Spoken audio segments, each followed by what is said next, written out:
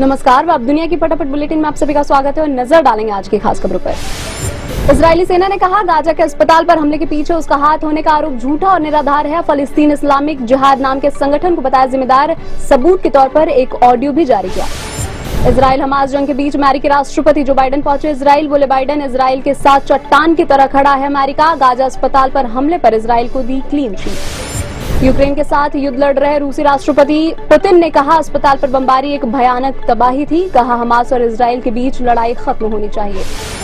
फलस्तीन के अल अहली अरब अस्पताल पर हुई बमबारी के बाद पूरे मिडिल ईस्ट में गुस्से और विरोध की लहर। कम से कम ईरान, ट्यूनीशिया, लेबनान, जॉर्डन समेत 8 देशों में प्रदर्शनकारी सड़कों पर उतरे।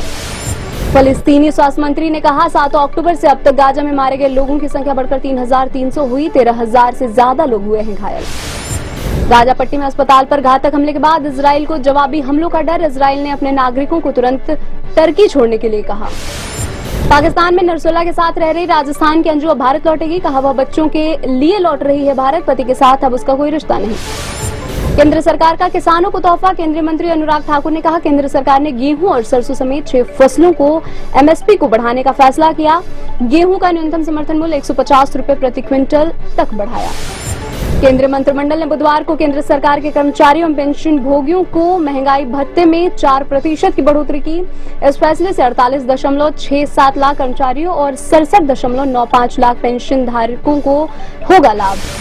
राहुल गांधी ने अडानी समूह पर कोयले के आयात में ज्यादा कीमत दिखाकर 12,000 करोड़ रुपए की चोरी करने का आरोप लगाया। उन्होंने प्रधानमंत्री मोदी से सवाल भी किया, अडानी समूह के खिलाफ लगे आरोपों की जांच क्यों नहीं हो रही। रामपुर की एक अदालत ने फर्जी जन्म प्रमाण पत्र मामले में आजम खान, पत्नी फातिमा, बेटे अब्दुल्ला को 7 साल की सजा सुनाई। तीनों को न्यायिक हिरासत में ले लिया गया और अदालत से ही जेल भेज दिया गया। दिल्ली की एक अदालत ने टेलीविजन पत्रकार सौम्या विश्वनाथन की हत्या के जुर्म में 4 लोगों को दोषी ठहराया। अदालत ने 5वें आरोपी अजय सेट्टी को चोरी की संपत्ति लेने का दोषी ठहराया। विश्वनाथन की 15 साल पहले कार्यालय से घर लौटते समय गोली मारकर हत्या कर दी गई थी।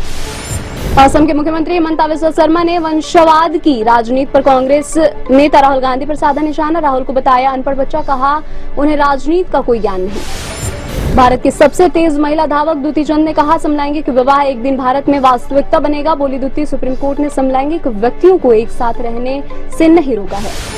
जम्मू कश्मीर के पूंछ जिले में नियंत्रण रेखा पर तैनात सेना के एक जवान की संदिग्ध हालात में गोली लगने से मौत। रियासी जिले में बुधवार को पूरे सैन्य सम्मान के साथ किया गया अंतिम संस्कार। मध्य प्रदेश विधानसभा चुनाव में विंध्य में कांग्रेस को बड़ा झटका। पूर्व विधानसभा अध्यक्ष श्रीनिवास तिवारी के पौत्र सिद्धार्थ तिवारी भाजपा में शामिल। मध्य प्रदेश में कांग्रेस में टिकट बंटवारे के कमलनाथ दिग्विजय के बीच छिड़ी जुबानी जंग में सीएम शिवराज का तंज, ऐसा काम ही क्यों करते हैं कि गाली खाना पड़े। कच्चे तेल की कीमतों में उछाल से सेंसेक्स 551 अंक फिसलकर 67,000 से नीचे आया। सेंसेक्स 65,877 अंक पर हुआ बंद। निफ्टी भी 140 अंक के नुकसान के साथ 19,671 अंक पर आया। टाइगर श्रॉफ की गणपत का नया प्रोमो वीडियो रिलीज। टाइगर और कृतिक दमदार एक्शन करते आ रहे हैं नजर। फिल्म में अमिताभ बच्चन के अहम किरदार में आएंगे नजर। 20 अक्टूबर को रिलीज होगी गणपत। साउथ स्टार थलापति विजय की फिल्म लियो को राज्य सरकार से लगा झटका। तमिलनाडु सरकार ने फिल्म को सुबह 7 बजे की स्क्रीनिंग की अनुमति देने से किया इनकार। थलापति विजय के फैंस की भारी भीड़ को देखते हुए सरकार ने लिया यह फैसला। 19 अक्टूबर को रिलीज हो रही है यह फिल्म। ये थी आज की फटाफट बुलेटिन। ऐसे ही ताजा अपडेट्स के लिए बने रहे हमारे साथ। विजिट करें बाप दुनिया पर।